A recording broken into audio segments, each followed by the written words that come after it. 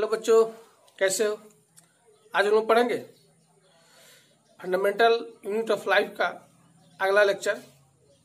इससे पहले हम लोग पढ़े हुए थे रॉबर्ट हुक के बारे में कि रॉबर्ट हुक ने डिस्कवर किया था डेड सेल का, है ना। उसके बाद एक साइंटिस्ट है जिनका नाम था एंटोनी वैन लीवेनहुक। उन्होंने बैक्टीरिया के अंदर सेलों को देखा।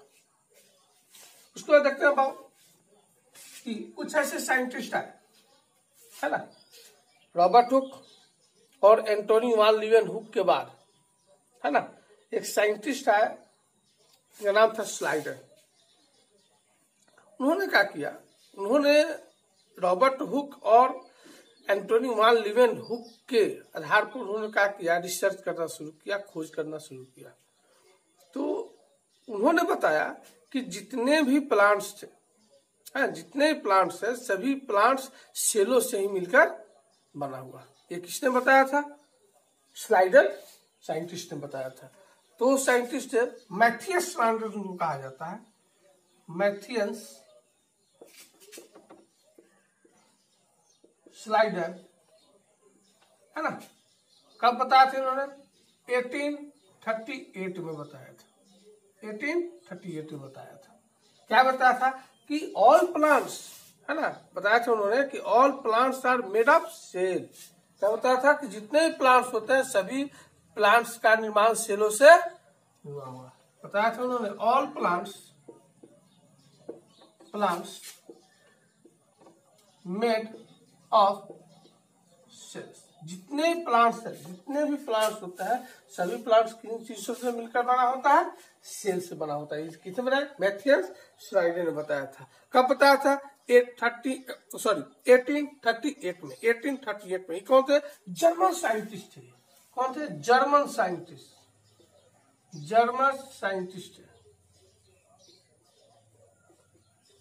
है ना, जर्मन साइंटिस्ट। इसके बाद एक और साइंटिस्ट है जिनका नाम था स्वान, है ना। स्लाइडर जो थे उनके बाद वो साइंटिस्ट है ना, जिनका नाम क्या था? स्वान था। ये भी कौन से साइंटिस्ट है? देखा जाए तो ये भी जर्मन साइंटिस्ट है। कौन? स्वान, जर्मन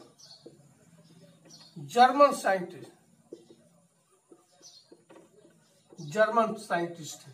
कौन था इनका? देखा जाता है इनका नाम था थियोडोर स्वान कहा जाता था इनको, थियोडोर स्वान। थियोडोर स्वान का नाम था, जिन्होंने बताया, क्या बताया? कि जितने भी प्लांट्स होते हैं, जितने भी एनिमल्स होते हैं, उस सभी एनिमल्स, है ना, किन चीज से मिलकर बने होते हैं? सेल से मिलकर बने होते हैं। यानी all animals are made of cells. जितने भी एनिमल्स होते हैं, सभी एनिमल के शरीरों का निर्माण किससे हुआ है? सेलों से मिलकर हुआ है। तो स्लाइडर एंड स्वान ये कौन थे? जर्मन साइंटिस्ट, जिन्होंने बताया कि all plants and animals are made of cell. जितने भी प्लांट्स और एनिमल होते हैं सभी सेलों से मिलकर बने होते हैं। इसको नोट कर लो बाबू, तो आगे हम देखते हैं। डेट लिखो, कब बताया था? 1839 जर्मन साइंटिस्ट स्वान ने बताया था।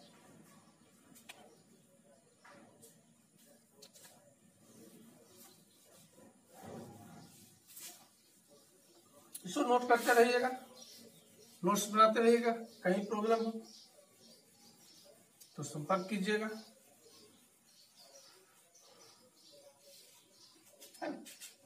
उसके पहले एक साइंटिस्ट आए हुए थे जिनका नाम था रॉबर्ट ब्राउन।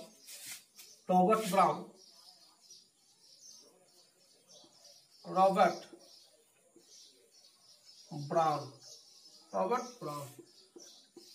1831 में इन्होंने क्या किया था, है ना, सेल के अंदर, है ना, सेल के अंदर न्यूक्लियस का डिस्कवर किया। क्या किए थे? न्यूक्लियस का डिस्कवर किए थे। किसका किए थे? न्यूक्लियस का डिस्कवर किए थे। कौन किए थे? रॉबर्ट ब्राउन ने। रदरफोर्ड सॉरी कौन था? एंटोनी वान लीeuwenhoek ने, है ना। उसके बाद स्वान, स्लाइडन, बहुत सारे साइंटिस्ट है ना। तो उन्होंने सिर्फ बताया कि एनिमल्स और प्लांट्स का जो बॉडी होता है वो सेलों से मिलकर बने होता है, लेकिन उसके अंदर क्या है ना, ये इसके बारे में नहीं बताए थे। तो रॉबर्ट ब्राउन है, और रॉबर्ट ब्राउन ने बताया कि नहीं, सेल के अंदर जो सेल है, प्लांट्स हो या एनिमल्स हो, सेल के अंदर एक स्फेरिकल स्ट्रक्चर होता है जिसका उन्होंने क्या नाम दिया? न्यूक्लियस नाम दिया। इसके बाद एक और साइंटिस्ट है, सबसे फेमस साइंटिस्ट है रुडोल्फ विर्चो। रुडोल्फ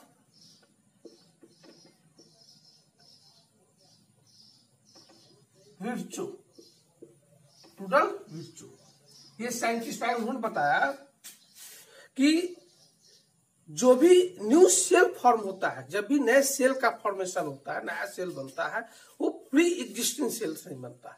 यानी जो पुराने सेल होते हैं उन्हीं के टूटने से नए सेलों का निर्माण होता है ना। इन्होंने सिर्फ यह बताकर दिया। कौन? विर्चो ने बताया कि जितने भी सेल होते हैं, जैसे कि मान लो कि यह सेल हो गया, तो यह सेल का जो फॉर्मेशन होगा क्या होगा? ओल्ड जो सेल होगा उसी से नए सेलों का निर्माण होगा। तो ये कौन थे? ये भी जर्मन साइंटिस्ट थे, जर्मन साइंटिस्ट है। कौन? Rudolf Virchow, German scientist.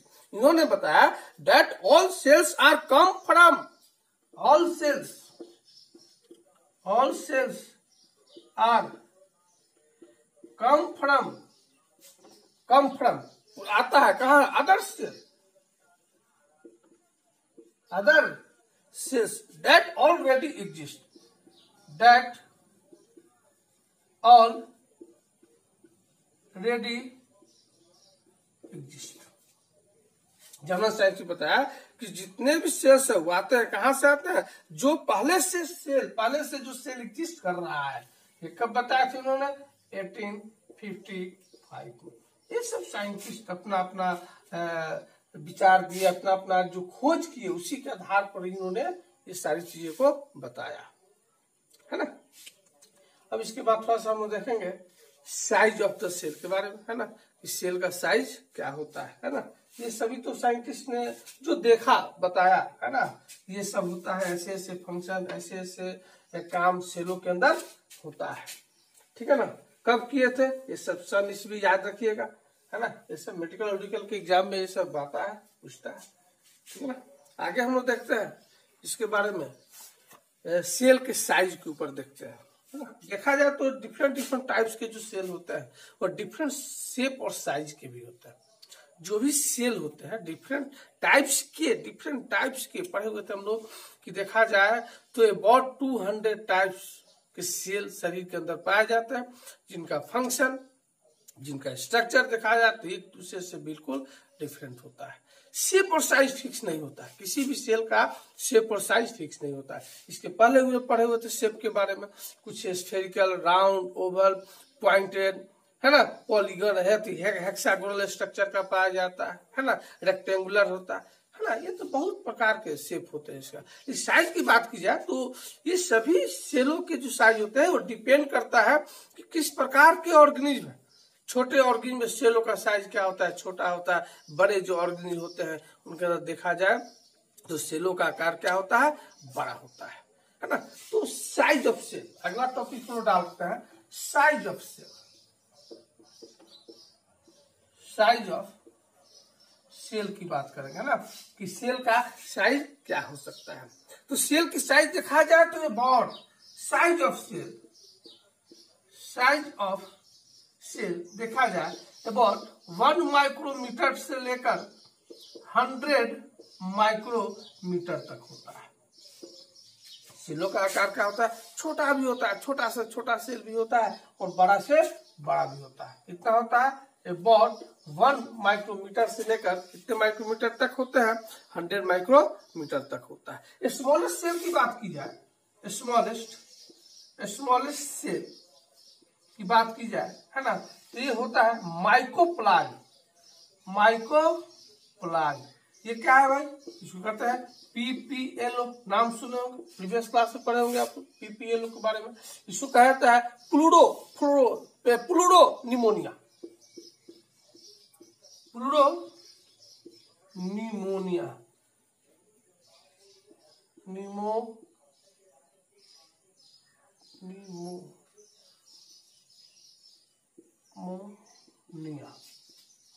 या प्लूरोनिमोनिया, प्लूरोनिमोनिया इसको कहा जाता है, प्लूरोनिमोनिया कहा जाता है ना, जो एक टाइप की क्या होता है, ऑर्गेनिज्म होता है, जिसका साइज देखा जाए तो क्या होता है, बहुत ही छोटा होता है, इसका साइज होता है। देखा जाए तो यह लगभग 10 माइक्रोमीटर, देखा जाए 10 माइक्रोमीटर के रेंज में यह पाया जाता है, इसका साइज होता है। ठीक है बच्चों, देखो डिफरेंट टाइप्स के जो सेल होते हैं उनका शेप और साइज भी क्या होता है, डिफरेंस होता है। जैसे कि देखा जाए, जैसे कि आरबीसी के बारे में हम इसके पहले पढ़े होते हैं कि आरबीसी को हम लोग डाइथोसाइट के भी नाम से जानते हैं। तो आरबीसी की शेप की बात की जाए, साइज की बात की जाए, है ना, तो इसका साइज होता है 6 माइक्रोमीटर से लेकर 8 माइक्रोमीटर तक होता है। वही देखा जाए और भी सेल, जैसे डब्ल्यूबीसी की बात की जाए, तो देखा जाए 12 माइक्रोमीटर से लेकर 17 माइक्रोमीटर तक होता है ना। देखा जाए डिफरेंट टाइप के जो सेल होते हैं, है ना, उनका शेप और साइज भी क्या होता है, डिफरेंट ही होता है। जैसे कि ह्यूमन बीइंग की बात करें तो ह्यूमन बीइंग के अंदर एक सेल होता है जिसको हम लोग नर्व सेल कहते हैं, नर्व सेल, यानी इसको नाम सुनोगे न्यूरॉन के भी नाम से जाना जाता है। नर्व सेल देखा जाए तो बट 1 मीटर क्या होता है, लॉन्ग होता है, 1 मीटर क्या होता है, लंबा होता है। ये न्यूरॉन्स क्या होता है, तो यह मैसेज को, शरीर के अंदर मैसेज को एक स्थान से दूसरे स्थान तक क्या करता है, ये ट्रांसफर करता है, इंफॉर्मेशन को ट्रांसफर करता है। इसके बारे में डिटेल में पढ़ेंगे न्यूरॉन्स के बारे में। आगे देखा जाए तो बहुत प्रकार के सेल होते हैं, जैसे कि स्मॉलेस्ट सेल की बात कर लिए हम लोग, है ना। अब लार्जेस्ट सेल, ये क्या होगा, लॉन्गेस्ट सेल है, longest cell in human body के शरीर के अंदर जो सेल है उसका बता रहा हूँ, लॉन्गेस्ट। हाँ, अब ये लार्जेस्ट सेल की बात हम लोग करें, लार्जेस्ट सेल की बात करें, है ना, वर्ल्ड का लार्जेस्ट सेल कहा जाता है तो ऑस्ट्रिच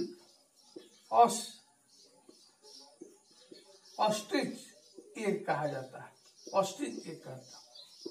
अबाउट 130 mm क्या होता है, बड़ा होता है, बहुत बड़ा होता है ऑस्ट्रिच एग, है ना। इसको बॉयल किया जाए, इस एग को बॉयल करने में अबाउट 4 आवर्स का टाइम लगता है। ऐसा नहीं है कि मुर्गी जैसा है, मुर्गी का अंडा है बॉयल कर दे 10 मिनट में हो गया, नहीं, इसके अंडे को बॉयल करने में लगभग कितने घंटे, 4 घंटे का समय लगता है, बहुत ज्यादा समय लगता है। क्यों भाई, तो सबसे लार्जेस्ट सेल भी है, बड़ा सेल। ह्यूमन बीइंग की बात की जाए तो स्मॉलेस्ट सेल की बात की जाए ह्यूमन बीइंग के अंदर, तो स्मॉलेस्ट सेल क्या है, वही जो हम पढ़े हुए थे स्पर्म सेल के बाद, स्पर्म सेल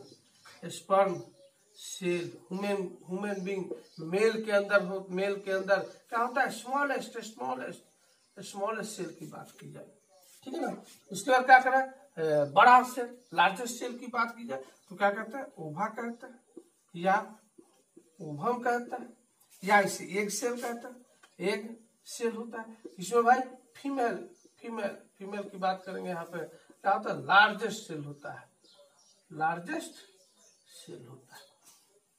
तो ह्यूमन बीइंग की बात की जाए, लॉन्गेस्ट और स्मॉलेस्ट और लार्जेस्ट का, तो क्या होगा, स्पर्म सेल, और क्या होगा, ओवम या एग सेल की बात करेंगे। वर्ल्ड की बात हम लोग करेंगे, वर्ल्ड का लार्जेस्ट सेल क्या है, तो ऑस्ट्रिच एग कहेंगे। स्मॉलेस्ट सेल क्या होगा, माइक्रोप्लाज्म होगा, है ना। बहुत प्रकार के बैक्टीरिया होते हैं जो छोटे छोटे शेप और साइज के होते हैं, ठीक है ना। लॉन्गेस्ट सेल की बात की जाए, लॉन्गेस्ट सेल ह्यूमन शरीर के अंदर लॉन्गेस्ट सेल क्या है, तो उसको लोग नर्व सेल कहते हैं या उसको न्यूरॉन्स कहा जाता है। इसको देखते रहो बच्चों, आज के लिए यहीं पर, है ना। चैनल को लाइक जरूर कीजिए, है ना, ज्यादा से ज्यादा हो तो इसको शेयर भी करते रहिए आप लोग, ठीक है ना।